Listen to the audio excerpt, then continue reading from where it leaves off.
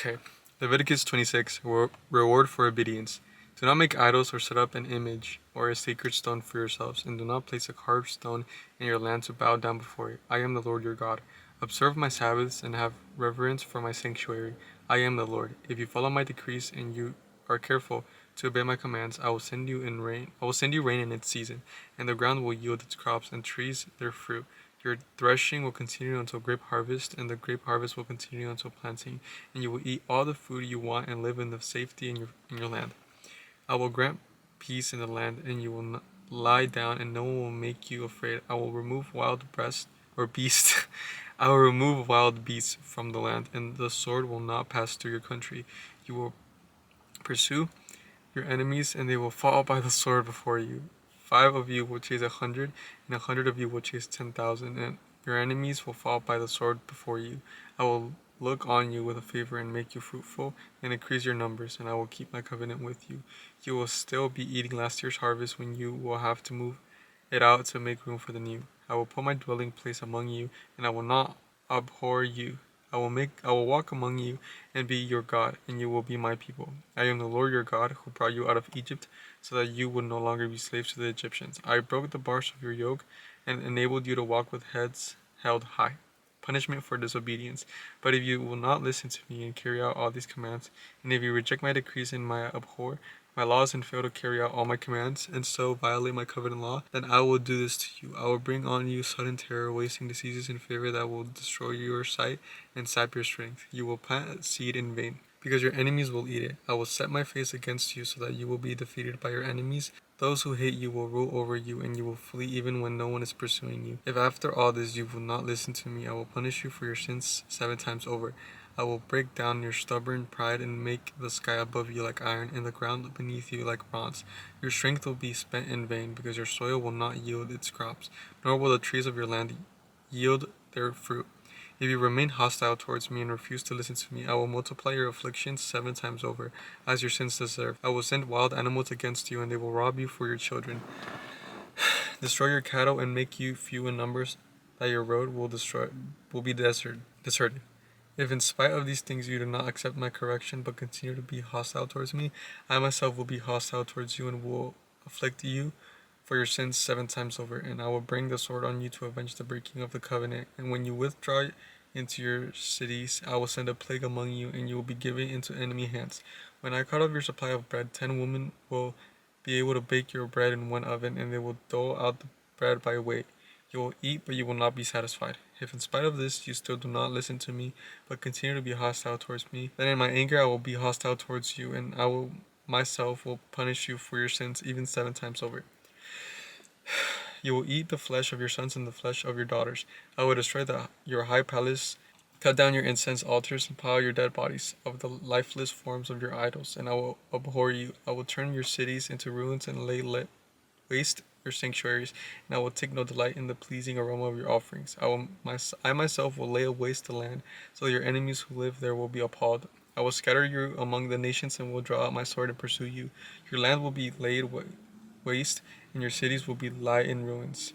The land will enjoy its Sabbath years all the time that it lies desolate, and you are in the country of your enemies, in the land that will rest and enjoy its Sabbaths.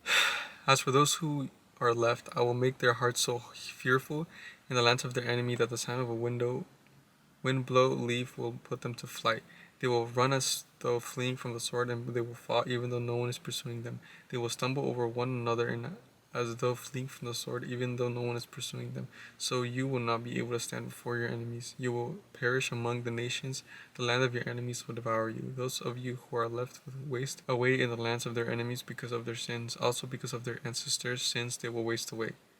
But if they will confess their sins and the sins of their ancestors, their unfaithfulness and their hostility towards me, which made me hostile towards them, so that I sent them into the land of their enemies, and when their uncircumcised hearts are humbled, and they pay for their sin, I will remember my covenant with Jacob and my covenant with Isaac, my covenant with Abraham, and I will remember this land, for the land will be deserted by them, and will enjoy its Sabbaths while it lies desolate without them.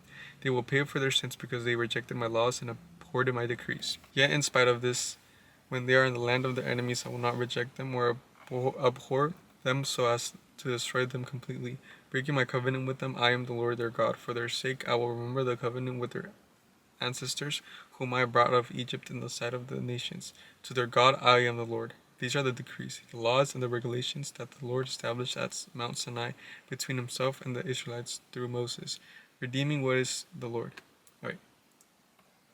Leviticus 27, redeeming what is the Lord. The Lord said to Moses, speak to the Israelites and say to them, if anyone makes a special vow to dedicate a person to the Lord by giving the equivalent value, set the value of a male between the ages of 20 and 60 at 60 shekels of silver, according to the sanctuary shekel. For a female, set her value at 30 shekels. For a person between the ages of 5 and 20, set the value of a male at 20 shekels, and of a female at 10 shekels. For a person between 1 month and 5 years, set the value of a male at 5 shekels of silver, that of a female at 3 shekels of silver. For a person 60 years old or more, set the value used of a male 15 shekels, and of a female at 10 shekels. If anyone making the vow is too poor to pay the specified amount, the person being dedicated is to be presented to the priest, who will set the value according to what the one making the vow can afford.